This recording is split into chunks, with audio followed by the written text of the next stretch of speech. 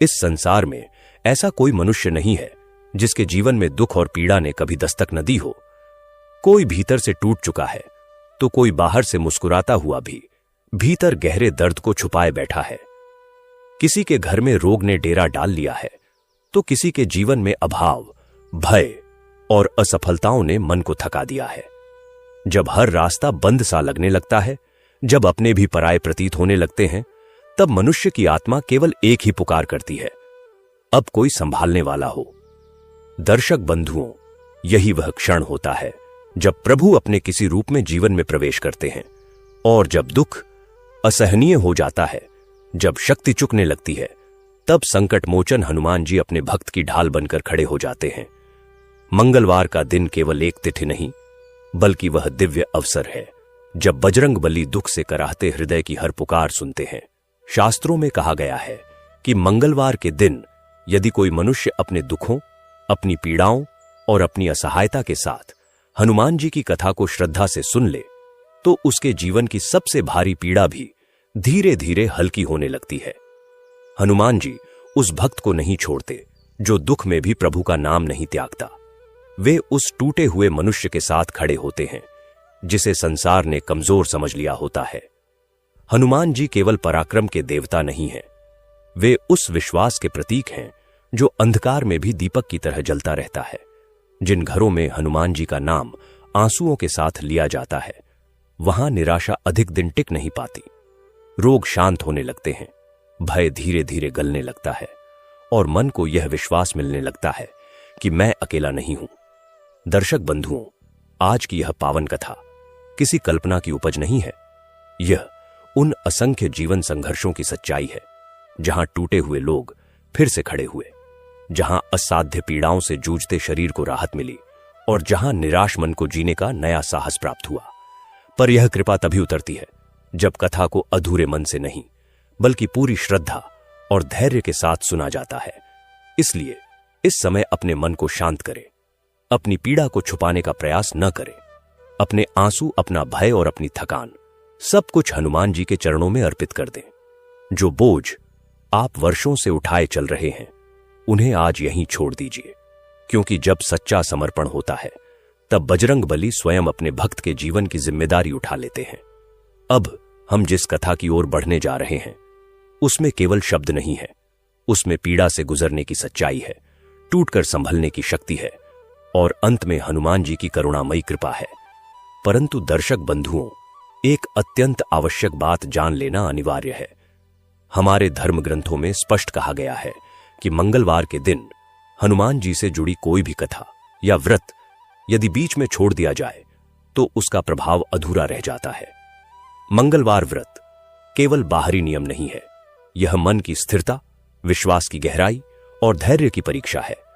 अधूरी कथा मन में संशय छोड़ देती है और संशय श्रद्धा को कमजोर कर देता है। गरुड़ पुराण में उल्लेख है कि जो कथा बीच में छोड़ी जाती है वह मनुष्य को सही मार्ग से भटका भी सकती है। और हनुमान जी भाव के देवता हैं, वे अधूरे भाव को स्वीकार नहीं करते। इसीलिए आपसे विनम्र प्रार्थना है कि इस पावन कथा को अंत तक अवश्य सुने। संभव है कथा का कोई एक प्रसंग आपके भीतर छुपे दुख को बाहर निकाल दे, कोई एक वाक्य आपके रोग से जूझते मन को शक्ति दे दे, या कोई एक सीख आपको उस अंधकार से बाहर ले आए जहां आप बहुत समय से फंसे हुए हैं। मंगलवार व्रत की कथा पूरी श्रद्धा से सुनने वाले के जीवन में संकट टिक नहीं पाते। पीड़ा धीरे धीरे शांत होने लगती है और मन में यह दृढ़ विश्वास जन्म लेता है कि हनुमान जी साथ हैं। और यदि आप स्वयं को सनातन धर्म का अनुयायी मानते हैं तो यह आपका कर्तव्य भी है कि ऐसी पावन कथाओं को उन लोगों तक पहुंचाए जो इस समय दुख और पीड़ा से गुजर रहे हैं। हो सकता है आपकी साझा की गई यह कथा किसी टूटे हुए हृदय को फिर से जीने का साहस दे दे। इसीलिए इस वीडियो को लाइक करें, इसे अधिक से अधिक लोगों तक पहुंचाएं ताकि हनुमान जी की कृपा और धर्म से जुड़ी ऐसी सच्ची कथाएं आपको निरंतर मिलती रहे। तो आइए दर्शक बंधुओं, अपने दुखों के साथ, अपनी पीड़ा के साथ और पूर्ण विश्वास के साथ मंगलवार व्रत की इस पावन कथा की ओर बढ़ते हैं। जय श्री राम, जय संकट मोचन हनुमान। बहुत समय पहले की बात है, एक समृद्ध और शक्तिशाली राज्य पर राजा विक्रमादित्य का शासन था। राजा विक्रमादित्य वीर, न्यायप्रिय और प्रजा का हित चाहने वाला शासक था।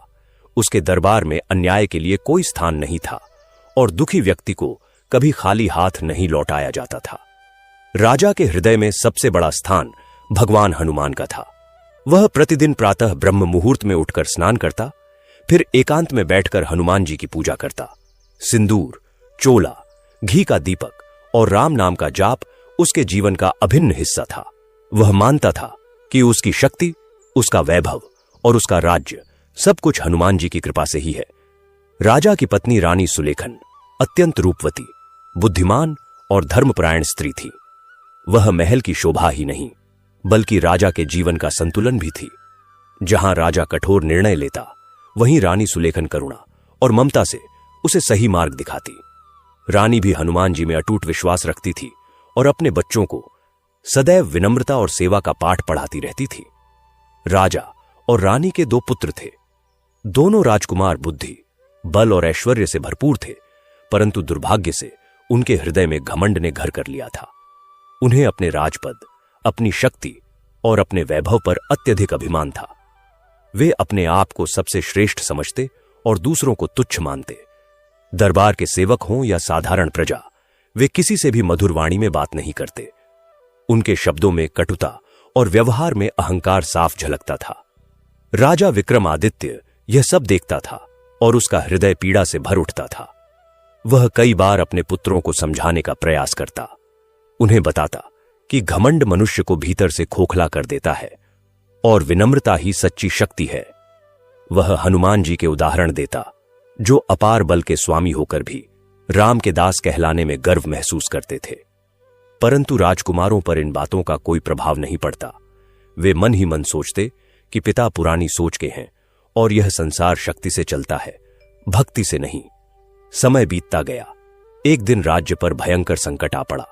पड़ोसी राज्य के आक्रमणकारी राजा ने अचानक हमला कर दिया। चारों ओर हाहाकार मच गया। प्रजा भयभीत थी, सैनिकों में भी घबराहट फैल गई।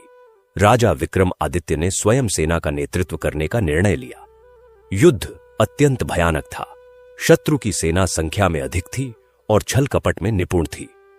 युद्ध के दौरान राजा गंभीर रूप से घायल हो गया। यह समाचार जैसे ही महल पहुंचा, रानी सुलेखन का हृदय कांप उठा। उसने तुरंत हनुमान जी के सामने दीप जलाया और अश्रुपूर्ण नेत्रों से प्रार्थना करने लगी। उधर राजकुमारों को जब यह पता चला कि पिता जीवन और मृत्यु के बीच झूल रहे हैं, तब पहली बार उनके हृदय में भय ने स्थान लिया। उन्हें अपनी शक्ति और घमंड सब व्यर्थ प्रतीत होने लगे। युद्ध भूमि में पहुंचकर उन्होंने देखा कि पिता घायल अवस्था में पड़े हैं और चारों ओर पराजय का वातावरण है। उस क्षण उन्हें पहली बार अपनी सीमाओं का आभास हुआ।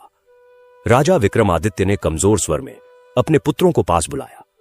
उसने कहा कि राज्य और शक्ति सदा स्थायी नहीं होती, परंतु भक्ति और विनम्रता मनुष्य को हर संकट से उबार लेती है। उसने उन्हें हनुमान जी का स्मरण करने को कहा। इतना कहकर राजा मूर्छित हो गया। राजकुमारों की आंखों से अश्रु बहने लगे। उनके भीतर का घमंड टूटने लगा और स्थान ले लिया पश्चाताप ने। उस रात राजकुमार युद्धभूमि के एक कोने में बैठकर पहली बार सच्चे मन से हनुमान जी को पुकारने लगे। उन्होंने अपने अहंकार के लिए क्षमा मांगी और पिता के जीवन की रक्षा की प्रार्थना की। उनकी पुकार में बनावट नहीं, सच्चा दुख और भय था। कहा जाता है कि जहां सच्ची भक्ति होती है, वहां हनुमान जी अवश्य पहुंचते हैं। उसी रात जैसे ही भोर की पहली किरण फूटी, युद्ध का पासा पलट गया। शत्रु सेना में अचानक भगदड़ मच गई और वे पराजित होकर लौट गए। राजा विक्रमादित्य की अवस्था भी धीरे धीरे सुधरने लगी। वैद्य आश्चर्यचकित थे कि इतनी गंभीर चोटों के बाद भी राजा कैसे जीवित है। राजा ने आंखें खोलते ही हनुमान जी का नाम लिया। महल में खुशी की लहर दौड़ गई। रानी सुलेखन की आंखों से कृतज्ञता के आंसू बह निकले। इस घटना ने राजकुमारों का जीवन बदल दिया। उन्होंने समझ लिया कि घमंड मनुष्य को अंधा कर देता है और दुख ही उसे सच्चा ज्ञान देता है। उन्होंने अपने पिता और माता के चरणों में गिरकर क्षमा मांगी और प्रजा से भी अपने व्यवहार के लिए माफी मांगी। अब उनके शब्दों में नम्रता थी और कर्मों में सेवा का भाव। राजा विक्रमादित्य ने हनुमान जी के नाम पर राज्य में सेवा कार्य आरंभ करवाए। दुखी, गरीब और असहाय लोगों की सहायता की जाने लगी। राजकुमार स्वयं इन कार्यों में आगे बढ़कर भाग लेने लगे। वे अब जानते थे कि सच्चा राजा वही होता है जो अपने अहंकार को त्याग कर दूसरों के दुख को अपना दुख समझे। इस प्रकार दुख, पीड़ा और संकट के मार्ग से गुजरकर यह परिवार भक्ति, विनम्रता और सेवा के सच्चे अर्थ को समझ सका। हनुमान जी की कृपा से न केवल राजा का जीवन बचा, बल्कि 2 घमंडी हृदय भी बदल गए। यही इस कथा का सार है कि जब अहंकार टूटता है तभी भक्ति का जन्म होता है, और जहां भक्ति होती है वहां हनुमान जी सदा अपने भक्तों की रक्षा करते हैं। यह तो कथा का संक्षिप्त रूप हुआ। अब हम इसे गहराई और विस्तार से जानेंगे। एक एक पल को, एक एक चरित्र को, एक एक भावना को उकेरेंगे। कथा का आरंभ उस समृद्ध राज्य के वैभव से करते हैं। उसका नाम था धर्मपुरी। धर्मपुरी का नाम ही उसके चरित्र का दर्पण था। यहां के निवासी सुखी और संपन्न थे। नदियां स्वच्छ जल से भरी बहती, खेत हरे भरे लहलहाते, बाजारों में विभिन्न देशों से आए व्यापारी माल बेचते और खरीदते। राजा विक्रमादित्य ने इस समृद्धि को केवल नीति और न्याय से ही स्थापित किया था। उनके महल की बात ही कुछ और थी। श्वेत संगमरमर से बना वह महल सूर्य के प्रकाश में चमकता रहता। महल के बीचों बीच एक विशाल प्रांगण था, जहां हमेशा एक ध्वज लहराता रहता। उस ध्वज पर एक वानर की आकृति थी, जो हनुमान जी का प्रतीक थी। यह ध्वज राजा के हृदय में बसे भक्ति का प्रतीक था। राजा विक्रमादित्य का दिन ब्रह्म मुहूर्त में शुरू होता। उस समय आकाश में तारे टिमटिमा रहे होते और पक्षियों की मधुर चहचहाहट गूंज रही होती। वह अपने शयन कक्ष से उठकर सीधे महल के उत्तर दिशा में स्थित एक छोटे से मंदिर में जाते। यह मंदिर उन्होंने स्वयं बनवाया था। इसमें हनुमान जी की एक सुंदर प्रतिमा थी, जो सिंदूर से सजी रहती। राजा प्रतिदिन नए वस्त्र और नए सिंदूर से उस प्रतिमा का श्रृंगार करते, फिर घी का दीपक जलाते और धूप अगरबत्ती का धुआं मंदिर में फैल जाता। वह घंटों वहां बैठकर राम नाम का जाप करते। कभी कभी आंखें बंद करके वह हनुमान चालीसा का पाठ करते, और उनकी आवाज में इतनी श्रद्धा होती कि सुनने वालों के रोए खड़े हो जाते। उनका मानना था कि हनुमान जी साक्षात उस मंदिर में विराजमान हैं और उनकी हर प्रार्थना सुन रहे हैं। दरबार लगने का समय होता तो राजा मंदिर से निकलकर सिंहासन पर विराजमान होते। सिंहासन भी साधारण नहीं था। उस पर भगवान राम और हनुमान जी की छवि उकेरी गई थी। राजा का न्याय इतना पवित्र था कि प्रजा उन्हें धर्मराज का अवतार मानती थी। एक बार की बात है, एक गरीब ब्राह्मण की जमीन एक धनाढ्य व्यापारी ने हड़प ली थी। ब्राह्मण ने दरबार में फरियाद की। व्यापारी ने चालाकी से सबूत गढ़ लिए थे, पर राजा विक्रमादित्य ने गहन जांच के बाद सत्य का पता लगाया और व्यापारी को दंडित किया। न केवल जमीन ब्राह्मण को लौटाई, बल्कि व्यापारी से जुर्माना वसूल कर ब्राह्मण को दिया। ऐसे अनगिनत उदाहरण थे। रानी सुलेखन की छवि एक देवी के समान थी। उनके कक्ष में हमेशा फूलों की सुगंध रहती। वह स्वयं प्रतिदिन माला जपती और हनुमान जी के भजन गाती थीं। उनके पास एक छोटा सा हारमोनियम था, जिस पर वह राग रागिनियों में भजन गाया करती थीं। राजकुमारों को बचपन से ही उन्होंने हनुमान जी की कथाएं सुनाई थीं, पर समस्या यह थी कि राजकुमार बड़े होकर अपनी शक्ति के नशे में चूर हो गए। बड़े राजकुमार का नाम था वीरेंद्र और छोटे का नाम था तेजेंद्र। वीरेंद्र अस्त्र शस्त्र चलाने में निपुण था। उसने देश के महान गुरुओं से शिक्षा ली थी। तेजेंद्र बुद्धि में तीक्ष्ण था। राजनीति, अर्थशास्त्र, नीतिशास्त्र सब कुछ उसे कंठस्थ था, पर इन सब योग्यताओं ने उनके भीतर एक विषैला अहंकार भर दिया था। एक बार की बात है, दरबार में एक वृद्ध मंत्री ने राजकुमारों को एक नीति संबंधी सलाह दी। वीरेंद्र ने उनकी बात को ठुकराते हुए कहा, आप पुराने विचारों के हैं, हमें नए युग के अनुसार चलना होगा। वृद्ध मंत्री का हृदय टूट गया। राजा ने यह देखा और उसी रात राजकुमारों को बुलाया। उन्होंने कहा, पुत्र, बुद्धि और बल तभी सार्थक हैं जब उन पर विनम्रता का आवरण हो। हनुमान जी के पास समस्त ब्रह्मांड को हिला देने की शक्ति थी, पर वह राम के चरणों में नतमस्तक रहे। क्या तुम्हारा बल हनुमान जी से अधिक है? पर राजकुमारों के चेहरे पर उदासीनता थी। वे मन ही मन सोचते, पिता तो भक्ति में इतना लीन है कि राज्य के वास्तविक शासन को भूल रहे हैं। रानी सुलेखन ने भी कई बार उन्हें समझाने का प्रयास किया। वह उन्हें बैठाकर कहानियां सुनाती, एक बार उन्होंने कहा, बेटे, एक पेड़ जितना ऊंचा होता है उतना ही वह अपने फलों को नीचे झुकाता है। तुम भी ऊंचे हो, पर फल देने के लिए झुकना भी सीखो। पर राजकुमारों पर कोई असर नहीं हुआ। वे अपनी सेना के साथ शिकार पर जाते और निर्दोष जानवरों का शिकार करके अपने बल का प्रदर्शन करते। एक बार उन्होंने एक हिरण का शिकार किया जो अपने बच्चे को दूध पिला रहा था। उस हिरणी की आंखों में आंसू देखकर भी उनके हृदय में दया नहीं जगी। यह बात जब राजा को पता चली तो उन्होंने राजकुमारों को डांटा और कहा, शक्ति का उपयोग रक्षा के लिए होता है, विनाश के लिए नहीं। तुम्हारा यह व्यवहार तुम्हें राजा नहीं, एक अत्याचारी बनाएगा। पर राजकुमार मन मारकर चले गए। उनके मन में पिता के प्रति भी असंतोष पनपने लगा। समय बीतता गया। राजा विक्रमादित्य की ख्याति दूर दूर तक फैल गई। पड़ोसी राज्यों के राजा उनसे मित्रता रखते थे। पर एक राज्य था कालिंगा। वहां का राजा दुर्दांत था। उसका नाम था महिपाल। वह लालची और अत्याचारी था। उसे धर्मपुरी की समृद्धि से ईर्ष्या थी। वह चाहता था कि इस राज्य पर कब्जा कर ले। उसने कई बार छोटे छोटे हमले किए, पर राजा विक्रमादित्य की सेना ने हर बार उसे धूल चटा दी। पर महिपाल हार नहीं मानता था। उसने एक दिन एक चाल चली। उसने धर्मपुरी के कुछ दरबारियों को धन का लालच देकर अपने पक्ष में कर लिया। उन दरबारियों ने गुप्त जानकारियां महिपाल को दे दी। एक रात जब पूरा राज्य दीपावली के त्योहार में डूबा था, महिपाल ने अपनी विशाल सेना के साथ धर्मपुरी पर हमला कर दिया। सीमा पर तैनात सैनिक भी इस हमले के लिए तैयार नहीं थे। हाहाकार मच गया। लोग अपने घरों से भागने लगे। राजा विक्रमादित्य को जब यह समाचार मिला तो वह तुरंत तैयार हुए। उन्होंने अपने दोनों पुत्रों को भी साथ बुलाया। रानी सुलेखन ने राजा के माथे पर कुमकुम का तिलक लगाया और हनुमान जी से उनकी रक्षा की प्रार्थना की। युद्ध भूमि का दृश्य भयानक था। तलवारों की झंझनाहट, घोड़ों की हिनहिनाहट, हाथियों की चिंगाड़ और सैनिकों के चीखों पुकारों से आकाश तीन गूंज उठा। राजा विक्रमादित्य स्वयं अपने रथ पर सवार होकर सेना का नेतृत्व कर रहे थे। पर महिपाल ने छल किया। उसने अपने कुछ सैनिकों को धर्मपुरी की वेशभूषा पहनाकर राजा की सेना में घुसा दिया।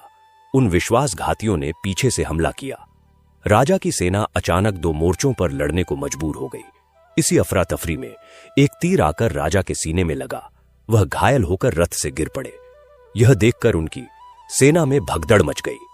सेनापति ने राजा को सुरक्षित स्थान पर पहुंचाने का प्रयास किया। यह समाचार जब महल पहुंचा तो रानी सुलेखन के पैरों तले जमीन खिसक गई। वह बेहोश हो गई। जब होश आया तो वह सीधे हनुमान जी के मंदिर में गईं। उन्होंने दीपक जलाया और हाथ जोड़कर प्रार्थना करने लगी। हे पवन पुत्र, हे संकट मोचन, मेरे स्वामी की रक्षा करो। उन्हें किसी भी हालत में मत ले जाओ। यदि प्राण लेने ही हैं तो मेरे प्राण ले लो, पर उन्हें बचा लो। उनकी आंखों से आंसुओं की धारा बह निकली। दरबार में सन्नाटा पसरा था। राजकुमार वीरेंद्र और तेजेंद्र जब यह सब सुनकर युद्ध भूमि में पहुंचे तो उनकी आंखों के सामने अंधेरा छा गया। पिता को घायल अवस्था में देखकर उनका सारा अहंकार धराशायी हो गया। वे दौड़कर पिता के पास गए। राजा विक्रमादित्य की आंखें बंद थीं। उनका शरीर खून से लथपथ था। वैद्य उपचार कर रहे थे, पर आशा की कोई किरण नहीं दिख रही थी। राजा ने आंखें खोली। उन्होंने अपने पुत्रों को पास देखा। कमजोर स्वर में उन्होंने कहा, पुत्रों, मैंने तुम्हें हमेशा विनम्रता का पाठ पढ़ाया। आज संकट के इस समय में समझ आएगा कि मेरी बात सत्य थी। शक्ति और राजपाट नश्वर है। सच्ची शक्ति तो भगवान की भक्ति में है। हनुमान जी को पुकारो, वही अब तुम्हारी रक्षा कर सकते हैं। इतना कहकर राजा फिर मूर्छित हो गए। राजकुमारों की आंखों से आंसू बहने लगे। उन्होंने अपने जीवन की सारी गलतियां याद की। उन्हें याद आया कि कैसे उन्होंने एक वृद्ध सेवक को धक्का दे दिया था, कैसे उन्होंने एक गरीब किसान की फसल को रौंद दिया था, कैसे उन्होंने अपनी शक्ति के घमंड में दूसरों का दिल दुखाया था। उस पल उन्हें एहसास हुआ कि उनकी सारी शक्ति व्यर्थ है। वे पिता को नहीं बचा पा रहे, राज्य को नहीं बचा पा रहे। वह रात बड़ी भयानक थी। शत्रु सेना ने चारों ओर से घेरा कर लिया था। धर्मपुरी की सेना थक चुकी थी। राजकुमारों ने एक निश्चय किया। वे युद्ध भूमि के एक कोने में एक पीपल के पेड़ के नीचे बैठ गए। उन्होंने आंखें बंद की और हनुमान जी को याद किया। वीरेंद्र बोला, हे हनुमान जी, मैंने अपने अहंकार में आपको कभी याद नहीं किया। आज मेरी सारी शक्ति चुक गई है। मैं आपकी शरण में आता हूं। कृपया मेरे पिता की रक्षा करो। यदि प्राण बचेंगे तो जीवन भर आपकी सेवा करूंगा। तेजेंद्र ने भी हाथ जोड़कर कहा, हे भक्त वत्सल, मैंने अपनी बुद्धि के घमंड में आपको भुला दिया। आज मेरी बुद्धि काम नहीं कर रही, आप ही मार्गदर्शक बनो, पिता को बचा लो। दोनों भाई रो रोकर प्रार्थना करने लगे। उनकी आवाज में इतनी पीड़ा थी कि आकाश भी मानो द्रवित हो उठा। उसी रात एक अद्भुत घटना घटी। पीपल के पेड़ से एक तेज प्रकाश निकलने लगा। एक विशालकाय वानर की छवि प्रकट हुई। उनकी पूंछ आकाश तक फैली हुई थी। उनके हाथ में गदा थी। वह कोई और नहीं, स्वयं हनुमान जी थे। राजकुमारों ने आंखें खोली तो उनके समक्ष उस तेजोमय स्वरूप को देखकर वह धरती पर गिर पड़े। हनुमान जी ने कहा, तुम्हारी प्रार्थना सुन ली गई है। तुम्हारे पिता सुरक्षित रहेंगे, तुम्हारे राज्य की रक्षा होगी। पर याद रखो, आज के बाद कभी अहंकार मत करना। शक्ति और बुद्धि ईश्वर की देन है, अपनी नहीं। इतना कहकर वह तेजोमय स्वरूप अदृश्य हो गया। राजकुमारों के हृदय में एक अपूर्व शांति और विश्वास भर गया। जैसे ही भोर हुई, युद्ध भूमि में एक चमत्कार हुआ। शत्रु की सेना के हाथियों ने अचानक अपने ही सैनिकों को रौंदना शुरू कर दिया। घोड़े बिदकने लगे। सैनिकों को आकाश से पत्थर बरसते हुए दिखाई दिए। ये देखकर महिपाल की सेना में भगदड़ मच गई। वे समझे कि देवताओं ने धर्मपुरी की रक्षा के लिए हस्तक्षेप किया है। वे डर कर भागने लगे। धर्मपुरी की सेना ने इस अवसर का लाभ उठाया और शत्रु को खदेड़ दिया। महिपाल बंदी बना लिया गया। इधर राजा विक्रम आदित्य की अवस्था सुधरने लगी। वैद्य आश्चर्य में थे। राजा के शरीर से तीर निकाला गया था और घाव गहरा था, पर अचानक रक्तस्राव रुक गया और राजा की नब्ज सामान्य होने लगी। राजा ने आंखें खोली तो सबसे पहले हनुमान जी का नाम लिया। महल में जब यह समाचार पहुंचा तो सारा राज्य उल्लास से भर गया। रानी सुलेखन ने हनुमान मंदिर में अन्नदान का संकल्प लिया।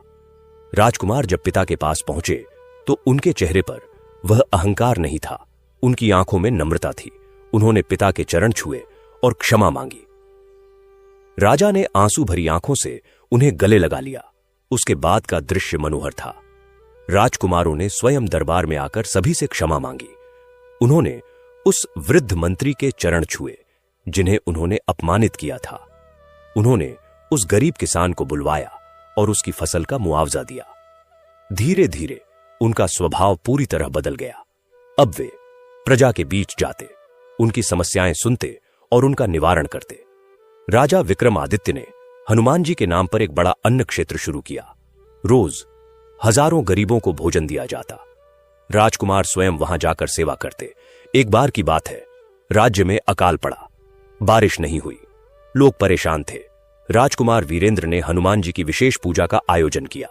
तेजेंद्र ने अपनी बुद्धि से जल संरक्षण के उपाय किए और चमत्कारिक रूप से बारिश हो गई। लोगों ने कहा कि यह हनुमान जी की कृपा है। राजकुमारों ने कहा, नहीं, यह हमारे पिता की शिक्षा और हनुमान जी के प्रति हमारी नई भक्ति का परिणाम है। राजा विक्रम आदित्य का राज्य फिर से खुशहाल हो गया, पर इस बार की खुशहाली में एक नया आयाम जुड़ गया था, विनम्रता और सेवा का। राजकुमार अब पूरी तरह बदल चुके थे। वे प्रतिदिन पिता के साथ हनुमान जी की पूजा करते। रानी सुलेखन की खुशी का ठिकाना नहीं था। वह कहती, हनुमान जी ने न केवल मेरे पति की जान बचाई, बल्कि मेरे बेटों के हृदय भी बदल दिए। राजा विक्रम आदित्य का जीवन लंबा और सुखद रहा। जब वह वृद्ध हुए तो उन्होंने राजपाट अपने पुत्रों को सौंप दिया, पर इस बार उन्हें कोई चिंता नहीं थी। उन्हें विश्वास था कि उनके पुत्र अब सच्चे राजा बन गए हैं। उनके अंतिम समय में उन्होंने अपने पुत्रों को बुलाया और कहा, पुत्रों, मेरी एक ही इच्छा है कि तुम हनुमान जी की भक्ति और प्रजा की सेवा से कभी विमुख न होना। यही सच्चा राजधर्म है। ऐसा कहकर उन्होंने हनुमान जी का नाम लिया और शरीर त्याग दिया। पूरा राज्य शोक में डूब गया, पर राजकुमार, अब राजा वीरेंद्र और राजा तेजेंद्र ने पिता की शिक्षा को आगे बढ़ाया। उन्होंने हनुमान जी के नाम पर कई मंदिर बनवाए। उनका राज्य दूर दूर तक धर्म और न्याय के लिए प्रसिद्ध हुआ। और इस तरह यह कथा हमें सिखाती है कि अहंकार मनुष्य का सबसे बड़ा शत्रु है। जब तक अहंकार रहता है, ईश्वर की कृपा नहीं मिलती। जब अहंकार टूटता है, हृदय शुद्ध होता है, तब भक्ति का जन्म होता है और हनुमान जी जैसे भक्तवत्सल तब अवश्य आते हैं और अपने भक्तों के सारे संकट हर लेते हैं। इसलिए हे श्रोताओं, अपने जीवन से अहंकार को दूर करो। विनम्र बनो, सेवा का भाव रखो, हनुमान जी की भक्ति में लीन हो जाओ। वह कलयुग में सबसे शीघ्र प्रसन्न होने वाले देवता हैं, पर इसकी शिक्षा हमेशा के लिए हमारे हृदय में रहनी चाहिए। और अब हम आगे बढ़ते हैं, क्योंकि यह कथा तो केवल एक प्रारंभ थी, एक बीज था जो अब एक विशाल वटवृक्ष बनने जा रहा है। राजा वीरेंद्र और तेजेंद्र ने अपने पिता की शिक्षाओं को आत्मसात कर लिया था, पर अब उनके सामने एक नई चुनौती थी। इस विरासत को अगली पीढ़ी तक कैसे पहुंचाया जाए। उन दोनों के विवाह हुए। राजा वीरेंद्र का विवाह राजकुमारी माधवी से हुआ, जो एक और पराक्रमी राजा की पुत्री थीं, पर उनमें वही विनम्रता और भक्ति थी जो रानी सुलेखन में थी। राजकुमारी माधवी अपने साथ लाई थीं हनुमान चालीसा की एक प्राचीन प्रति, जो उनके कुलदेवता के रूप में पूजी जाती थी।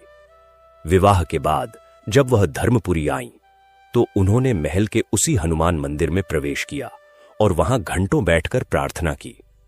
राजा तेजेंद्र का विवाह राजकुमारी चंद्रकला से हुआ, जो एक विद्वान ब्राह्मण की पुत्री थीं और वेद पुराणों का गहन ज्ञान रखती थीं। दोनों रानियों ने महल में एक नया प्रकाश भर दिया। वे प्रतिदिन सुबह हनुमान जी की आरती करतीं, फिर महल की बालिकाओं और सेविकाओं को हनुमान जी की कथाएं सुनातीं। धीरे धीरे महल का वातावरण और भी पवित्र हो गया। राजा वीरेंद्र और तेजेंद्र ने अपने राज्य के प्रशासन को नए सिरे से संगठित किया। उन्होंने एक नियम बनाया कि प्रत्येक सप्ताह के आखिरी दिन वे स्वयं दरबार नहीं लगाएंगे, बल्कि उस दिन वे हनुमान जी के मंदिर जाकर प्रजा के साथ भजन कीर्तन करेंगे। यह नियम अद्भुत था। पहले तो कुछ पुराने दरबारियों को आपत्ति हुई, पर जब उन्होंने देखा कि इससे प्रजा और राजा के बीच एक अद्भुत आत्मीयता बढ़ रही है, तो वे भी मान गए। हर शनिवार को महल के बाहर विशाल प्रांगण में हनुमान जी की भक्ति का महासंगीत आयोजित होता। हजारों की संख्या में प्रजा आती। राजा वीरेंद्र स्वयं ढोलक बजाते, राजा तेजेंद्र हारमोनियम संभालते, रानी माधवी और रानी चंद्रकला मुख्य गायिका होती। पूरा वातावरण भक्तिमय हो उठता। एक बार की बात है, एक वृद्ध भिखारी जो हमेशा मंदिर के बाहर बैठता था, वह भी इस कीर्तन में शामिल हुआ। उसने एक भजन गाया, जय हनुमान ज्ञान गुण सागर, जय कपीस तिहु लोक उजागर। उसकी आवाज में इतनी शक्ति और भक्ति थी कि सब चकित रह गए। राजा वीरेंद्र ने उसे गले लगा लिया और पूछा, बाबा, आपकी आवाज में इतनी शक्ति कहां से आई? वृद्ध ने आंसू भरी आंखों से कहा, महाराज, मैं एक समय में इसी राज्य का राजगायक था। मेरा नाम सुरेंद्र था, पर मुझे अपनी आवाज पर इतना घमंड था कि मैंने देवताओं को भी नीचा दिखाने की कोशिश की। एक बार मैंने हनुमान जी के समक्ष गायन करते हुए यह चुनौती दी कि यदि मेरा गायन श्रेष्ठ है तो वह प्रकट हो। मेरे घमंड ने मुझे अंधा कर दिया। उस रात मैंने स्वप्न देखा कि हनुमान जी ने मुझसे कहा, तूने अपनी वाणी को अपनी समझा, पर वह तो मेरी देन है। अगले दिन से मेरी आवाज चली गई। मैं राजगायक से भिखारी बन गया। आज जब मैंने सच्चे हृदय से प्रार्थना की तो मेरी आवाज लौट आई। यह सुनकर सबके रोए खड़े हो गए। राजा तेजेंद्र ने कहा, बाबा, आज से आप फिर से राजगायक हैं। पर सुरेंद्र ने कहा, नहीं महाराज, अब मैं केवल हनुमान जी का भक्त हूं। मैं इसी मंदिर में रहकर भजन गाऊंगा। और ऐसा ही हुआ। सुरेंद्र बाबा आजीवन उस मंदिर में रहे और उनके भजनों ने हजारों लोगों के हृदय परिवर्तित किए। समय बीतता गया। राजा वीरेंद्र और रानी माधवी के एक पुत्र हुआ, जिसका नाम रखा गया ध्रुव। राजा तेजेंद्र और रानी चंद्रकला के एक पुत्री हुई, जिसका नाम रखा गया तारा। ध्रुव और तारा बचपन से ही अद्भुत थे। ध्रुव जब पैदा हुआ तो उसके हाथ में एक लाल रंग का तिलक था, मानो हनुमान जी ने स्वयं उसे चिन्हित किया हो।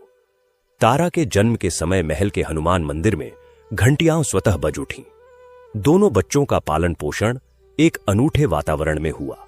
उनकी प्रथम पाठशाला थी वह हनुमान मंदिर।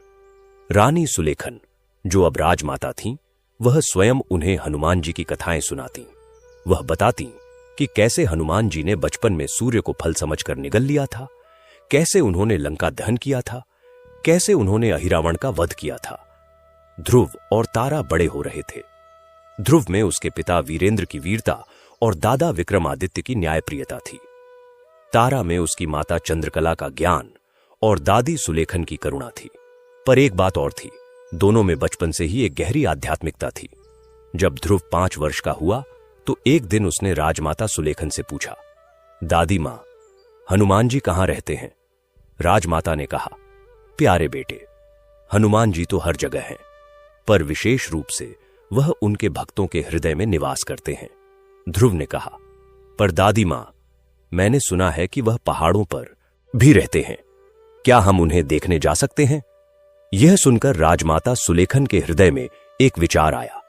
उन्होंने राजा वीरेंद्र और तेजेंद्र को बुलाया और कहा, बेटे, ध्रुव की इच्छा है कि वह हनुमान जी के धाम के दर्शन करे। हमें एक तीर्थ यात्रा का आयोजन करना चाहिए। राजा वीरेंद्र ने कहा, माताजी, आपका विचार अच्छा है।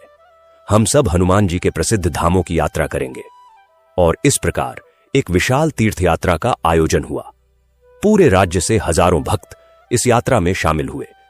यात्रा का पहला पड़ाव था हनुमान धारा, चित्रकूट। वहां पहुंचकर जब ध्रुव ने वह झरना देखा जहां हनुमान जी ने अपनी पूंछ की जलन शांत की थी, तो उसने स्वयं को झरने के नीचे खड़ा कर लिया और कहा, हे हनुमान जी, मैं भी आपकी तरह बलवान बनना चाहता हूं। उस समय एक अद्भुत घटना हुई। झरने का पानी अचानक रुक गया और फिर एक लाल रंग के फूल के रूप में बहने लगा। सबने इसे हनुमान जी की कृपा माना। तारा ने वहां एक सुंदर कविता लिखी जो आज भी हनुमान धारा के मंदिर में अंकित है। यात्रा का दूसरा पड़ाव था श्री राम सेतु। वहां समुद्र के किनारे बैठकर राजा तेजेंद्र ने ध्रुव और तारा को राम सेतु निर्माण की कथा सुनाई। कैसे हनुमान जी ने पत्थरों पर राम नाम लिखा और वे पत्थर समुद्र में तैरने लगे। ध्रुव ने एक प्रश्न किया, चाचा जी, अगर राम नाम से पत्थर तैर सकते हैं तो क्या हम भी राम नाम लिखकर समुद्र पार कर सकते हैं? राजा तेजेंद्र ने मुस्कुराकर कहा, ध्रुव, राम नाम एक मंत्र है, एक शक्ति है। यह न केवल पत्थरों को तैरा सकता है, बल्कि मनुष्य के हृदय के भारीपन को भी हल्का कर सकता है। तारा ने कहा, पिताजी, तो क्या हम सब राम नाम लिखकर इस समुद्र में डालें? और ऐसा ही हुआ। सभी यात्रियों ने पत्थरों पर राम नाम लिखा और उन्हें समुद्र में अर्पित किया। एक चमत्कार हुआ। सभी पत्थर तैरने लगे और एक रेखा बनाते हुए दूर तक चले गए, मानो वह सेतु का निर्माण कर रहे हों। यात्रा का तीसरा पड़ाव था हनुमानगढ़ी, अयोध्या। वहां पहुंचकर ध्रुव और तारा ने हनुमान जी के उस स्थान के दर्शन किए जहां वह राम लक्ष्मण की रक्षा में खड़े रहते हैं। ध्रुव ने वहां एक संकल्प लिया, मैं भी हनुमान जी की तरह रक्षक बनूंगा। तारा ने संकल्प लिया, मैं हनुमान जी की तरह सेवा करूंगी। यात्रा के दौरान कई और चमत्कारी घटनाएं घटीं। एक बार रास्ते में एक भयंकर तूफान आया, सब डर गए। तभी ध्रुव ने हनुमान चालीसा का पाठ शुरू किया। धीरे धीरे सबने उसके साथ जपना शुरू किया। आश्चर्य, तूफान शांत हो गया। एक अन्य अवसर पर यात्रा दल को प्यास लगी और पानी नहीं था। तारा ने एक पत्थर पर हनुमान जी का नाम लिखा और उसे खोदा। वहां से शीतल जल की धारा फूट निकली। ये सभी अनुभव ध्रुव और तारा के लिए अमूल्य थे। वे अब केवल राजकुमार और राजकुमारी नहीं रहे थे, वे हनुमान जी के सच्चे भक्त बन गए थे। यात्रा से लौटने के बाद धर्मपुरी में एक नया उत्साह था। राजा वीरेंद्र और तेजेंद्र ने निर्णय लिया कि वे अब एक विशाल हनुमान मंदिर का निर्माण कराएंगे जो उनकी तीर्थयात्रा के अनुभवों का प्रतीक हो। मंदिर का निर्माण आरंभ हुआ। राज्य के सर्वश्रेष्ठ शिल्पकारों को बुलाया गया, पर मंदिर के गर्भगृह की मूर्ति के लिए एक विशेष पत्थर की आवश्यकता थी। कहां से लाए वह पत्थर? राजा वीरेंद्र ने स्वप्न देखा कि हनुमान जी उनसे कह रहे हैं, नर्मदा नदी के तट पर एक लाल रंग का पत्थर है, वही मेरी प्रतिमा के लिए उपयुक्त है। अगले दिन राजा वीरेंद्र स्वयं नर्मदा के तट पर गए। वहां उन्हें एक विशाल लाल रंग का पत्थर मिला जिस पर स्वतः ही हनुमान जी की छवि अंकित थी। उस पत्थर को लाना आसान नहीं था। हजारों लोगों ने मिलकर उसे नर्मदा से धर्मपुरी तक लाया। रास्ते में कई चमत्कार हुए। जहां जहां यह पत्थर रुका वहां वहां रोग दूर हुए। अनावृष्टि वाले क्षेत्रों में वर्षा हुई। जब वह पत्थर धर्मपुरी पहुंचा तो पूरा नगर उल्लास से झूम उठा। मूर्ति स्थापना का दिन निश्चित हुआ। उस दिन का वर्णन अद्भुत है। चारों ओर हनुमान जी के भजन गूंज रहे थे। राजमाता सुलेखन, जो अब अत्यंत वृद्ध हो चुकी थीं, वह स्वयं मूर्ति के सामने बैठकर जप कर रही थीं। मूर्ति स्थापना के समय जब पुजारी ने मूर्ति के नेत्र खोले तो सबने देखा कि मूर्ति के नेत्रों से आंसू बह रहे थे। यह देखकर सभी भक्त रो पड़े। उस दिन से वह मंदिर चमत्कारों का केंद्र बन गया। निरंतर 3 वर्षों तक मंदिर का निर्माण चला। जब मंदिर पूरा हुआ तो उसका प्राकट्य उत्सव मनाया गया। दूर दूर से राजा महाराजा, अर्षमुनि भक्तजन आए। मंदिर की ऊंचाई इतनी थी कि 10 कोस दूर से भी उसका शिखर दिखाई देता था। मंदिर के गर्भगृह में हनुमान जी की विशाल मूर्ति थी, जिसके एक हाथ में गदा थी और दूसरा हाथ भक्तों को आशीर्वाद देने की मुद्रा में था। मूर्ति के चरणों में श्री राम सीता विराजमान थे। मंदिर की दीवारों पर पूरी रामायण और हनुमान जी के चरित्र की कथा उकेरी गई थी। ध्रुव और तारा अब युवा हो चले थे। ध्रुव 18 वर्ष का हो गया था और तारा 16 वर्ष की। दोनों ने मंदिर के निर्माण में सक्रिय भूमिका निभाई थी। ध्रुव शिल्पकारों के साथ काम करता, पत्थर ढोता। तारा मंदिर की दीवारों पर चित्रकारी में मदद करती, भोजन व्यवस्था देखती। एक दिन ध्रुव ने अपने पिता राजा वीरेंद्र से कहा, पिताजी, मैं इस मंदिर में हनुमान जी की सेवा करना चाहता हूं। मैं यहां का मुख्य पुजारी बनना चाहता हूं। यह सुनकर राजा वीरेंद्र चकित रह गए। उन्होंने कहा, पुत्र, तुम तो राजकुमार हो, अगला राजा, तुम पुजारी कैसे बन सकते हो? ध्रुव ने कहा, पिताजी, हनुमान जी ने भी तो राजकुमार होते हुए भी राम जी का दास बनना स्वीकार किया। मैं भी उनकी सेवा करना चाहता हूं। राजपाट तो मेरे चाचा तेजेंद्र का पुत्र संभाल लेगा। इसी प्रकार तारा ने भी अपने पिता राजा तेजेंद्र से कहा, पिताजी, मैं इस मंदिर में आने वाले भक्तों की सेवा करना चाहती हूं। मैं यहां रहकर भजन कीर्तन और भक्तों के भोजन की व्यवस्था करूंगी। राजा तेजेंद्र ने कहा, बेटी, तुम्हारा विवाह तो होना है। तारा ने कहा, पिताजी, मैंने तो हनुमान जी को ही अपना पति मान लिया है। यह सुनकर सबको आश्चर्य हुआ, पर राजमाता सुलेखन मुस्कुराई। उन्होंने कहा, मेरे पोते पोती ने सच्चा मार्ग चुन लिया है। हनुमान जी की सेवा से बड़ा कोई राजपाट नहीं है। और इस प्रकार ध्रुव मंदिर का मुख्य पुजारी बना और तारा मंदिर की सेविका। दोनों ने अपना संपूर्ण जीवन हनुमान जी की सेवा में अर्पित कर दिया। ध्रुव ने हनुमान जी की पूजा का एक नया विधान बनाया। प्रतिदिन सुबह 4 बजे मंदिर के द्वार खुलते। सबसे पहले ध्रुव स्वयं स्नान करके हनुमान जी की मूर्ति का अभिषेक करता, फिर सिंदूर चढ़ाता। उसके बाद विशेष भजन गाए जाते। तारा मंदिर के प्रांगण में भक्तों के लिए भोजन की व्यवस्था करती। वह स्वयं रसोई में जाकर भोजन बनाती। धीरे धीरे यह मंदिर दूर दूर तक प्रसिद्ध हो गया। एक बार की बात है, एक कुष्ठ रोगी मंदिर में आया। उसका शरीर घावों से भरा था। लोग उससे दूर भागते थे, पर तारा ने उसे गले लगा लिया और कहा, भाई, हनुमान जी तुम्हारे सारे रोग दूर कर देंगे। उसे मंदिर के एक कक्ष में रखा गया। ध्रुव ने हनुमान जी से प्रार्थना की। रात को सबने स्वप्न देखा कि हनुमान जी उस कुष्ठ रोगी के पास खड़े हैं और अपने हाथ से उसके घावों को सहला रहे हैं। अगले दिन सुबह जब सब उठे तो वह कुष्ठ रोगी पूरी तरह स्वस्थ था। उसके शरीर पर एक भी घाव नहीं था। यह चमत्कार सुनकर हजारों लोग मंदिर में आने लगे। एक अन्य अवसर पर राज्य में भयंकर सूखा पड़ा। नदियां सूख गईं, कुएं सूख गए। लोग प्यास से तड़पने लगे। ध्रुव ने हनुमान जी से प्रार्थना की, हे पवन पुत्र, आप ही पानी ले आइए। उसने मंदिर के बाहर एक यज्ञ किया। तारा ने सभी भक्तों से कहा कि वे हनुमान जी का नाम जपें। 3 दिन और 3 रात तक निरंतर जप होता रहा। तीसरी रात को आकाश में बादल छा गए और मूसलाधार वर्षा हुई। पूरा राज्य हरा भरा हो गया। लोगों ने कहा कि यह हनुमान जी की कृपा है। समय बीतता गया। राजमाता सुलेखन अब बहुत वृद्ध हो चुकी थीं। एक दिन उन्होंने ध्रुव और तारा को बुलाया और कहा, बच्चों, मेरा समय पूरा हो रहा है। मैंने तुम्हें हनुमान जी की सेवा करते देख लिया। अब मैं शांति से जा सकती हूं। ध्रुव और तारा रो पड़े। राजमाता ने कहा, मत रो। मृत्यु तो एक द्वार है जिससे होकर हम हनुमान जी के पास पहुंचते हैं। मैं तुमसे एक वचन चाहती हूं, इस मंदिर की सेवा निरंतर करते रहना। दोनों ने वचन दिया। उसी रात राजमाता सुलेखन ने हनुमान जी का नाम लेते हुए शरीर त्याग दिया।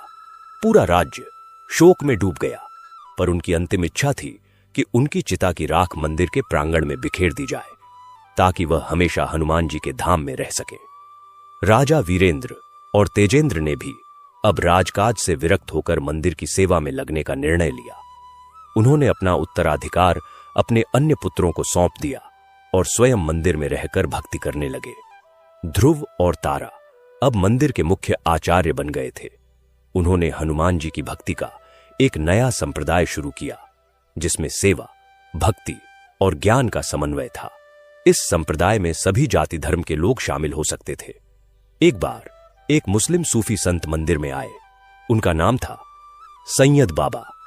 वह हनुमान जी के भक्त थे। उन्होंने कहा, हनुमान तो एक महान सेवक हैं, उनकी सेवा भावना सभी को सीखनी चाहिए। ध्रुव ने उनका स्वागत किया और उन्हें मंदिर में ही रहने दिया। सैयद बाबा ने हनुमान जी पर कई भजन लिखे जो आज भी गाए जाते हैं। इस प्रकार यह मंदिर सभी धर्मों के मिलन का केंद्र बन गया। वर्षों बीत गए। ध्रुव और तारा अब वृद्ध हो चले थे, पर उनकी भक्ति में कोई कमी नहीं आई थी। एक दिन ध्रुव ने तारा से कहा, बहन, हमने अपना संपूर्ण जीवन हनुमान जी की सेवा में लगा दिया। अब मुझे लगता है कि हमारा कार्य पूरा हो गया है। तारा ने कहा, भैया, हां, हमने वह वचन पूरा कर दिया जो हमने दादी मां को दिया था। अब हम भी हनुमान जी के चरणों में जाने के लिए तैयार हैं। उसी रात दोनों ने हनुमान जी की विशेष आरती की। आरती के बाद दोनों मंदिर के गर्भगृह में बैठ गए और हनुमान चालीसा का पाठ करने लगे। जैसे जैसे पाठ चल रहा था, मंदिर में एक तेज प्रकाश फैलने लगा। भक्तों ने देखा कि हनुमान जी की मूर्ति से 2 स्वर्णिम प्रकाश की किरणें निकलकर ध्रुव और तारा में समा गईं और फिर दोनों ने शांतिपूर्वक शरीर त्याग दिया। उनकी समाधि मंदिर के प्रांगण में बनाई गई। आज भी लोग उनकी समाधि पर आकर प्रार्थना करते हैं और इस प्रकार यह कथा हमें सिखाती है कि भक्ति का मार्ग ही सबसे श्रेष्ठ मार्ग है। हनुमान जी उन सभी पर कृपा करते हैं जो सच्चे हृदय से उन्हें पुकारते हैं।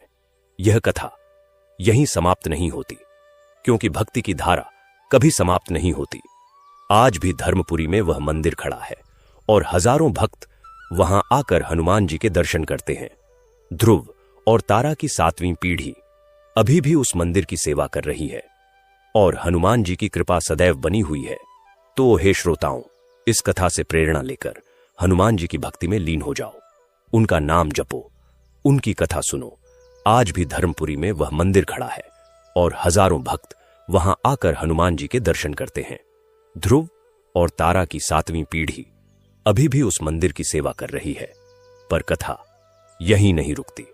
उस मंदिर की दीवारों में जो शिलालेख लगे हैं, उनमें से एक शिलालेख पर एक रहस्यमयी मंत्र अंकित है, जिसे आज तक कोई पूरी तरह समझ नहीं पाया। यह मंत्र ध्रुव ने अपने जीवन के अंतिम दिनों में उत्कीर्ण करवाया था। कहा जाता है कि यह मंत्र हनुमान जी ने स्वयं ध्रुव को सुनाया था। मंत्र है, ओम नमो हनुमते रुद्र अवताराय सर्वशक्तिमते रामदूताय स्वाहा। इस मंत्र का उच्चारण करने वालों को अद्भुत शक्तियां प्राप्त होती हैं, पर एक शर्त है, इसे केवल वही उच्चारित कर सकता है जिसने अपना अहंकार पूरी तरह त्याग दिया हो। सैकड़ों वर्षों तक यह मंत्र गुप्त रहा। केवल मंदिर के मुख्य पुजारी ही इसे जानते थे और वे भी इसे किसी को नहीं बताते थे।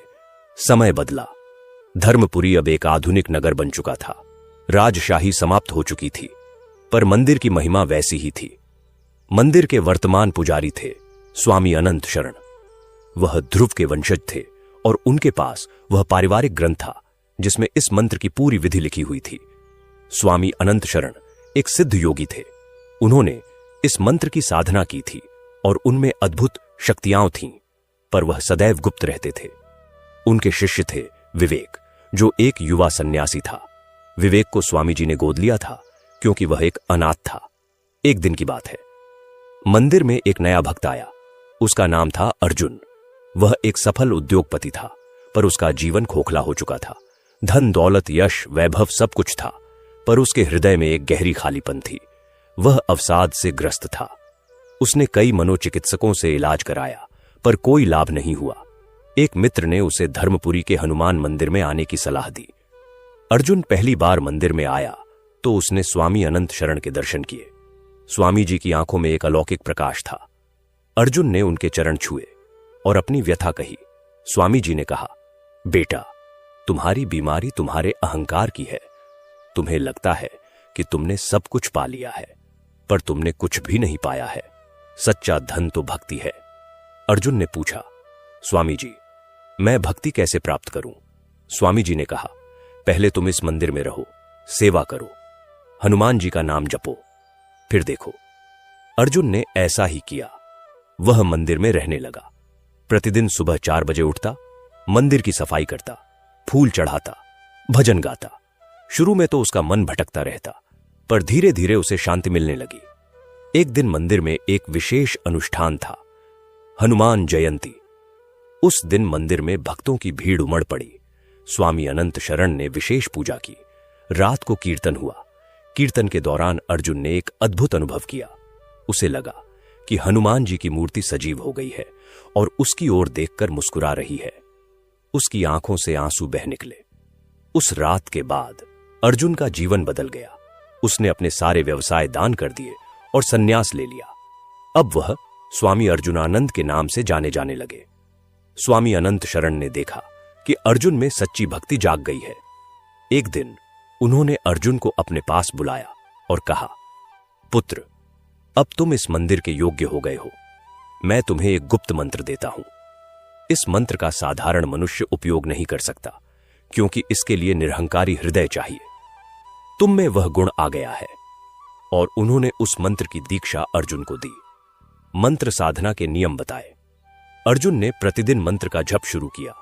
प्रारंभ में कुछ नहीं हुआ, पर 1 वर्ष बाद एक चमत्कार हुआ। एक बार मंदिर के पास एक बस दुर्घटनाग्रस्त हो गई।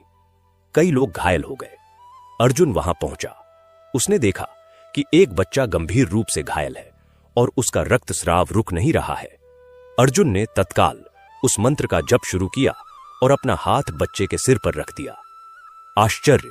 रक्तस्राव रुक गया और बच्चे ने आंखें खोल दी। लोगों ने इसे चमत्कार माना, पर अर्जुन जानता था कि यह हनुमान जी की कृपा है। इस घटना के बाद अर्जुन की ख्याति फैल गई। लोग उसे चमत्कारी साधु मानने लगे, पर अर्जुन ने कभी अपनी शक्तियों का प्रदर्शन नहीं किया।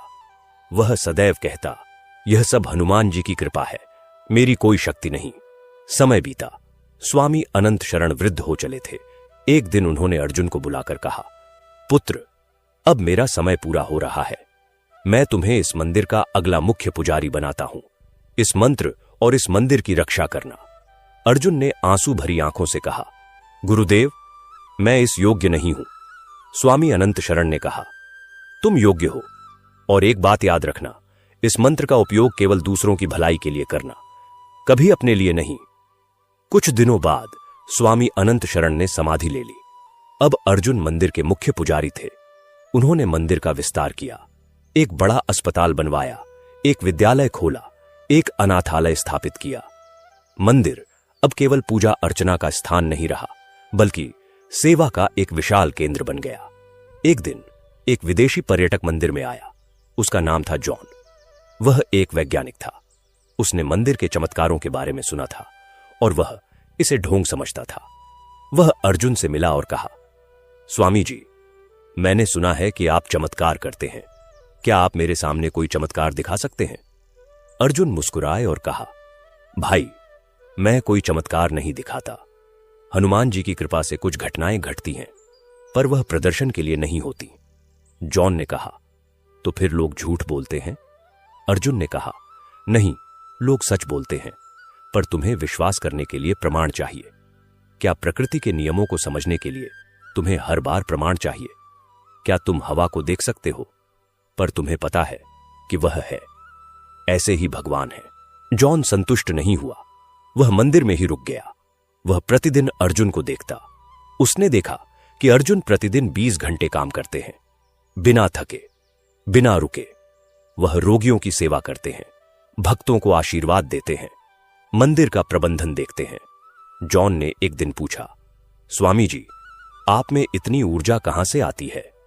अर्जुन ने कहा, भक्ति से। जब तुम भगवान के लिए काम करते हो तो वह तुम्हें शक्ति देते हैं। एक दिन मंदिर में एक भयंकर घटना घटी। एक आतंकवादी समूह ने मंदिर में बम रख दिया। सैकड़ों भक्त मंदिर में थे। बम का पता चला तो हड़कंप मच गया। अर्जुन शांत रहे। उन्होंने सबको शांत कराया और स्वयं बम के पास गए। उन्होंने हनुमान जी का नाम लिया और उस मंत्र का जप शुरू किया। फिर उन्होंने बम को अपने हाथ में उठाया और मंदिर से बाहर ले गए।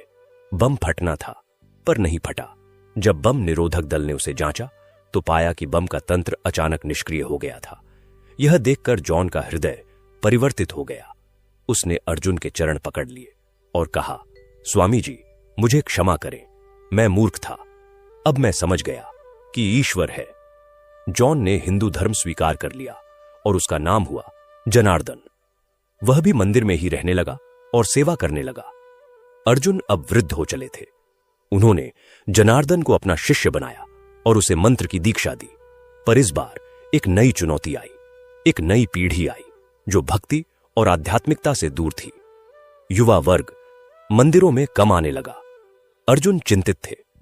उन्होंने सोचा कि कैसे नई पीढ़ी को हनुमान जी की भक्ति से जोड़ा जाए। उन्होंने एक नया तरीका निकाला। उन्होंने मंदिर में योग और ध्यान की कक्षाएं शुरू की, संगीतमय भजनों का आयोजन किया, सोशल मीडिया के माध्यम से हनुमान जी का संदेश फैलाया। धीरे धीरे युवा भी मंदिर की ओर आकर्षित हुए। एक युवक था, निशांत। वह एक सफल सॉफ्टवेयर इंजीनियर था, पर उसे जीवन में कोई उद्देश्य नहीं दिखता था। वह डिप्रेशन में था। एक दिन उसकी मां ने उसे मंदिर ले आई। अर्जुन ने निशांत से बात की। उन्होंने कहा, बेटा, तुम्हारी समस्या यह है कि तुम अपने लिए जी रहे हो, दूसरों के लिए जियो, सेवा करो। निशांत ने पूछा, मैं कैसे सेवा करूं? मैं तो केवल कंप्यूटर ही जानता हूं। अर्जुन ने कहा, फिर कंप्यूटर के माध्यम से सेवा करो। निशांत ने मंदिर के लिए एक वेबसाइट बनाई। उसमें हनुमान जी की कथाएं, भजन, लाइव दर्शन आदि की सुविधा दी। फिर उसने एक ऐप बनाया जिसके माध्यम से लोग घर बैठे हनुमान जी के दर्शन कर सकते थे। इससे हजारों लोग जुड़े। निशांत को एक नया उद्देश्य मिल गया। उसने अपनी नौकरी छोड़ दी और पूर्ण रूप से मंदिर की सेवा में लग गया। अर्जुन अब अत्यंत वृद्ध थे। एक दिन उन्होंने सपना देखा कि हनुमान जी उनसे कह रहे हैं, अर्जुन, तुमने अच्छी सेवा की है, अब तुम्हारा कार्य पूरा हुआ, तुम मेरे पास आ सकते हो। अर्जुन ने जनार्दन और निशांत को बुलाया। उन्होंने कहा, मेरा समय आ गया है, अब तुम दोनों इस मंदिर की रक्षा करना। जनार्दन, तुम मंत्र के रक्षक हो। निशांत, तुम इस मंदिर को नई पीढ़ी से जोड़ो। दोनों रो पड़े। अर्जुन ने कहा, मत रो, मृत्यु तो एक नए जन्म का प्रारंभ है। मैं हनुमान जी के धाम में जा रहा हूं। उसी रात अर्जुन ने हनुमान जी का नाम लेते हुए शरीर त्याग दिया। उनकी समाधि मंदिर प्रांगण में बनाई गई। आज भी लोग उनकी समाधि पर आकर प्रार्थना करते हैं। जनार्दन और निशांत ने मिलकर मंदिर का कार्यभार संभाला। जनार्दन आध्यात्मिक पक्ष देखते थे और निशांत प्रबंधन। उन्होंने मंदिर को और विकसित किया। एक बड़ा शोध केंद्र बनाया जहां प्राचीन योग और आयुर्वेद का अध्ययन होता था।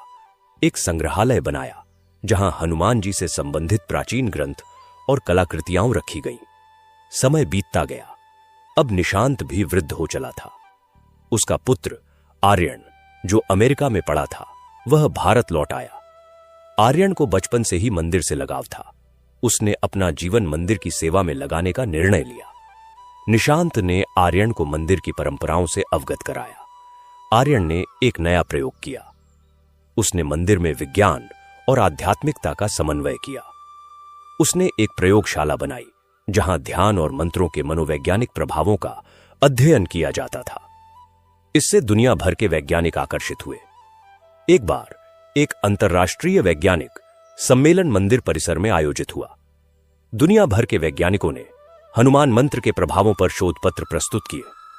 कई वैज्ञानिकों ने स्वीकार किया कि इस मंत्र के जप से मानसिक शांति मिलती है और शरीर की रोग प्रतिरोधक क्षमता बढ़ती है।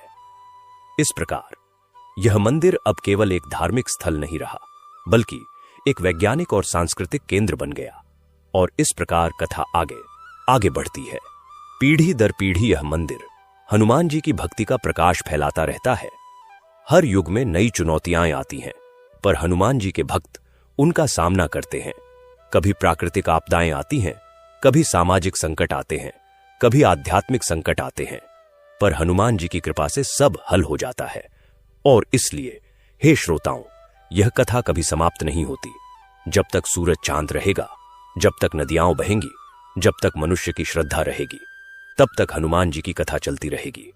तुम भी इस कथा का हिस्सा बन सकते हो। बस अपने हृदय से अहंकार निकालो और हनुमान जी का नाम लो, वह तुम्हारे सभी संकट हर लेंगे। और इस प्रकार कथा अनंत सागर की तरह बहती चली जाती है। आर्यन अब मंदिर के प्रमुख थे। उनकी पत्नी का नाम था आद्या, जो एक विख्यात शास्त्रीय गायिका थीं। दोनों ने मिलकर मंदिर में संगीतमय भक्ति का एक नया युग प्रारंभ किया। हर शनिवार को मंदिर प्रांगण में होने वाला हनुमान संध्या कार्यक्रम पूरे देश में प्रसिद्ध हो गया। आद्या की आवाज में जब बजरंग बाण का पाठ होता तो श्रोताओं के रोमांचित हो उठते। एक बार एक प्रसिद्ध संगीत निर्देशक ने आद्या को फिल्मों में गाने का प्रस्ताव दिया, पर आद्या ने कहा, मेरी आवाज केवल हनुमान जी के लिए है। आर्यन और आद्या के एक पुत्र हुआ, जिसका नाम रखा गया मारुति। मारुति के जन्म के समय एक अद्भुत घटना हुई। जिस कक्ष में उसका जन्म हुआ, वहां सुबह से ही हनुमान चालीसा का पाठ चल रहा था। जैसे ही बालक ने जन्म लिया, मंदिर की घंटियां स्वयं बज उठीं और पूरे कक्ष में चंपा के फूलों की सुगंध फैल गई।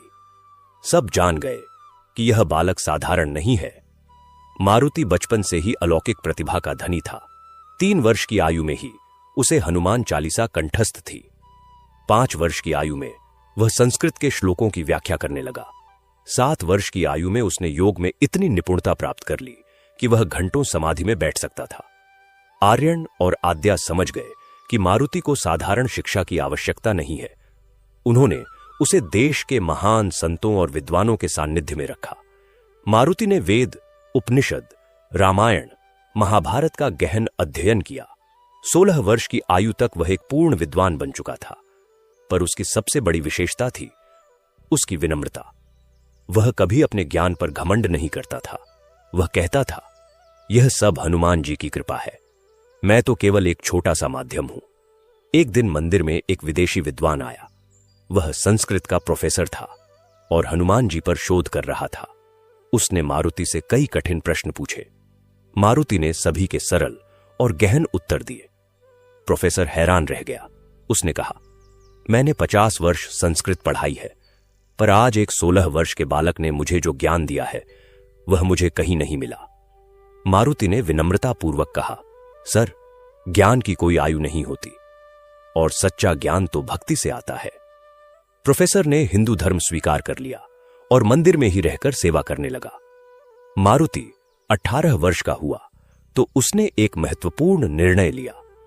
उसने कहा, मैं संपूर्ण देश की यात्रा करूंगा और हनुमान जी के सभी प्रमुख मंदिरों के दर्शन करूंगा। मैं वहां के पुजारियों से मिलूंगा, भक्तों से मिलूंगा और हनुमान जी की भक्ति के विभिन्न रूपों का अध्ययन करूंगा। आर्यन और आद्या ने उसका आशीर्वाद दिया। मारुति ने अपनी यात्रा प्रारंभ की। उसकी पहली मंजिल थी हनुमान धारा, चित्रकूट। वहां उसने देखा कि हजारों भक्त प्रतिदिन झरने के नीचे स्नान करते हैं और हनुमान जी की पूजा करते हैं। वहां के पुजारी ने मारुति को बताया, यहां हनुमान जी ने लंका दहन के बाद अपनी पूंछ की जलन शांत की थी। इस झरने का पानी कभी गर्म नहीं होता, चाहे कितनी भी गर्मी क्यों न हो। मारुति ने वहां 3 दिन तक तपस्या की। तीसरे दिन उसे स्वप्न आया कि हनुमान जी उसे कह रहे हैं, तू सच्चा भक्त है, तेरी यात्रा सफल होगी। दूसरी मंजिल थी श्री राम सेतु। वहां समुद्र के किनारे बैठकर मारुति ने ध्यान किया। उसे अनुभव हुआ कि वह स्वयं हनुमान जी हैं और वह पत्थरों पर राम नाम लिख रहे हैं। यह अनुभव इतना गहरा था कि जब उसने आंखें खोलीं तो उसके सामने कई पत्थर रखे थे जिन पर राम नाम स्वतः अंकित था। तीसरी मंजिल थी हनुमानगढ़ी, अयोध्या। वहां उसने राम जन्मभूमि के दर्शन किए और हनुमान जी के उस स्थान पर बैठकर जप किया जहां वह राम लक्ष्मण की रक्षा में खड़े रहते हैं। हनुमानगढ़ी के पुजारी ने मारुति को एक प्राचीन पांडुलिपि दी जिसमें हनुमान जी की एक अज्ञात उपासना विधि वर्णित थी। चौथी मंजिल थी महावीर मंदिर, पटना। यह वह स्थान है जहां हनुमान जी ने भीम को दर्शन दिए थे। मारुति ने वहां भीम की तपस्या की कथा सुनी और स्वयं भी तपस्या की। 5वीं मंजिल थी बालाजी मंदिर, मेहंदीपुर। यहां हनुमान जी बाल रूप में विराजमान है। मारुति ने वहां की विशेष पूजा विधि सीखी। 6ठी मंजिल थी संकटमोचन मंदिर, वाराणसी। यहां हनुमान जी संकटमोचन के रूप में पूजे जाते हैं। मारुति ने गंगा स्नान किया और मंदिर में हनुमान जी की आराधना की। 7वीं मंजिल थी पंचमुखी हनुमान मंदिर, रामेश्वरम। यहां हनुमान जी पंचमुखी रूप में विराजमान है। मारुति ने यहां पंचमुखी हनुमान की उपासना सीखी। 8वीं मंजिल थी जांबवंत हनुमान मंदिर, खिजड़िया। यहां हनुमान जी ने जांबवंत से रत्न प्राप्त किए थे। 9वीं मंजिल थी अंजनेय पहाड़, हम्पी। यह हनुमान जी की माता अंजना का स्थान है। मारुति ने यहां अंजना देवी की पूजा की। 10वीं मंजिल थी हनुमान टीला, कुरुक्षेत्र। यहां हनुमान जी ने अर्जुन के ध्वज पर विराजमान होकर उनकी रक्षा की थी। इन सभी स्थानों की यात्रा करने में मारुति को 3 वर्ष लग गए। हर स्थान पर उसने कुछ न कुछ सीखा। हर स्थान के पुजारियों ने उसे कुछ न कुछ दिया, कोई मंत्र, कोई विधि, कोई पांडुलिपि। जब मारुति वापस धर्मपुरी लौटा तो वह एक पूर्ण योगी बन चुका था। उसके पास हनुमान जी की भक्ति का अद्भुत ज्ञान था। उसने अपने पिता आर्यन से कहा, पिताजी, मैंने जो सीखा है उसे मैं सबके साथ साझा करना चाहता हूं। मैं एक ग्रंथ लिखना चाहता हूं, हनुमान भक्ति सागर। आर्यन ने आशीर्वाद दिया। मारुति ने अगले 5 वर्ष तक निरंतर लेखन कार्य किया। उसने हनुमान भक्ति सागर नामक एक विशाल ग्रंथ की रचना की, जिसमें हनुमान जी की समस्त उपासना, विधियां, मंत्र, स्तोत्र, कथाएं और दर्शन सम्मिलित थे। यह ग्रंथ इतना विशाल था कि उसमें 1 लाख श्लोक थे। जब यह ग्रंथ पूरा हुआ तो मारुति ने एक महान यज्ञ का आयोजन किया। देश भर से विद्वान और संत आए। मारुति ने ग्रंथ का विमोचन किया। सभी विद्वानों ने इसे अद्भुत बताया। एक वृद्ध संत ने कहा, मारुति, तुमने वह कार्य किया है जो सैकड़ों वर्षों से अपूर्ण था। अब हनुमान जी की भक्ति का संपूर्ण ज्ञान सबके लिए उपलब्ध होगा। इस ग्रंथ के प्रकाशन के बाद मारुति की ख्याति दूर दूर तक फैल गई। लोग उसे हनुमान भक्ति सागराचार्य कहने लगे। पर मारुति विनम्र ही रहा। वह कहता, मैंने कुछ नहीं किया, यह सब हनुमान जी की इच्छा थी। मैं केवल एक कलम था, लिखने वाले तो हनुमान जी थे। एक दिन मारुति ने एक स्वप्न देखा। हनुमान जी ने उसे कहा, मारुति, अब तुम्हारा एक और कार्य शेष है। तुम्हें हनुमान भक्ति की इस ज्योति को विदेशों में ले जाना है। वहां भी लोग तुम्हारी प्रतीक्षा कर रहे हैं। मारुति ने इस स्वप्न को दिव्य आदेश माना। उसने विदेश यात्रा का नियोजन किया। उसकी पहली विदेश यात्रा थी अमेरिका। वहां उसने न्यूयॉर्क में एक विशाल हनुमान चालीसा पाठ का आयोजन किया। हजारों भारतीय और अमेरिकन नागरिक आए। मारुति ने हनुमान जी की भक्ति का संदेश दिया। उसने कहा, भक्ति किसी देश या संस्कृति की मोहताज नहीं है। हनुमान जी सबके हैं और सब हनुमान जी के हैं। अमेरिका में कई लोगों ने हिंदू धर्म स्वीकार किया। एक अमेरिकन युवक ने कहा, मैंने कभी इतनी शांति अनुभव नहीं की। हनुमान जी ने मेरा जीवन बदल दिया।